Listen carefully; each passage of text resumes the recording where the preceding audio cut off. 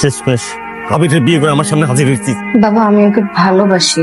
ওকে ছাড়া আমি আর কাউকে স্বামী হিসেবে মেনে নিতে পারবো না। একটা ভালো পরিবারের মেয়ে পাইছো আর বিয়ে করে পাচ্ছ না। আবির, তুমি গলা ধরলে কেন? বাবা, তুমি হার্টের পেশেন্ট, তুমি সেটা জানো না? শোন মা, তুমি ছিল না, পারবো না জামাই হিসাবে ওরে আমি কোনোভাবেই মেনে নিতে পারবো। আমি ওকে বলে দিচ্ছি আমার জীবন থেকে সারা জীবনের জন্য চলে যেতে। 3 মোহরে কত টাকা লিখতে বলবো? 5 লাখ। আমি চাই বিয়ের দেনমোহর কমপক্ষে 10 লক্ষ টাকা হোক। আমাকে একটু কথা বলতে দিবি তোরা? আমি চাই আমাদের বিয়ের দেনমোহর হোক 2,000 টাকা। 2000 টাকা মানে দেনমোহর 2000 টাকা হয় নাকি? 2000 টাকা টাকা হইলো?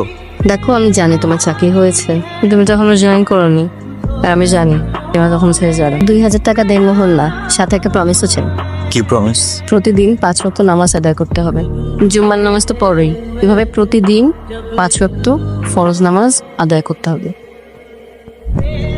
বিয়ে তো হলো, হাত ধরছো না কেন? ভয় করছে কেন? তোমার বাবার কাছ থেকে অনুমতি নিয়ে তারপরে স্পর্শ করবি। তোর মা মারা গেছে, তোর কারণে আমি আর বিয়ে করি নাই। আর তুই শেষমেশ আবিরের বিয়ে করে আমার সামনে হাজির হয়েছি। বাবা, আমি ওকে ভালোবাসি। ওকে ছাড়া আমি আর কাউকে হিসেবে মেনে নিতে পারবো না। উত্তেজিত হবেন না। কি বলো তুমি? এসব তো এতিমখানায় মানুষ। একটা ভালো পরিবারের মেয়ে পাইছো আর বিয়ে করে পাচ্ছ না। পরিবার ছিল না, আমি এতিমখানায় বড় হয়েছি। আমার বাবা মা ডক্টর ছিলেন, বয়স যখন 5 তখন রোড অ্যাক্সিডেন্টে মারা যান। চাচারা এসে বাড়ি দখল দেয়, বাবা মার সম্পত্তি দখল দেয়। আমার উপর অনেক টর্চার করছিল, তখন আমার পাশের বাড়ির একজন আমাকে এতিমখানায় দিয়ে আসে। আবির, তুমি গলা ধরলে কেন? বাবা, হার্টের পেশেন্ট, তুমি সেটা জানো না? আমি কখনো তোর কাছে কিছু চাই নাই রে মা। শোনো, ছিল না। আমি ওকে বলে দিচ্ছি আমার জীবন থেকে সারা জীবনের জন্য চলে যেতে।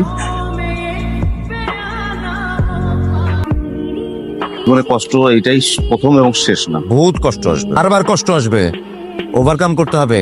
আপনি তো শিক্ষিত ছেলে, ভেঙে পড়ছেন কেন? ভেঙে পড়ে আপনার ভালোবাসা আবারও আসবে, জীবনে পিছলে পড়বেন।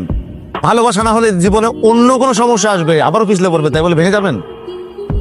জানি নিজে বোঝান। আমি তোদের দুজনের কষ্টের কারণ হয়ে গেলাম। কাজ কর, এখনই আবিরের কাছে দে। এটা কোথায় নিয়ে আসলে জিম?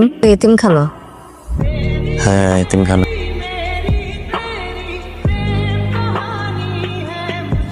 তোমার মনে আছে আমাদের দিনমোহরে কি ছিল? 2,000 টাকা আর একটা ওয়াদা। তোমাকে আমি ওয়াদা করেছিলাম নামাজ পড়ি, কিন্তু একবার যদি কাউকে ভালোবেসে ফেলি, ওই ভালোবেসে কখনো ভুলতে পারি না।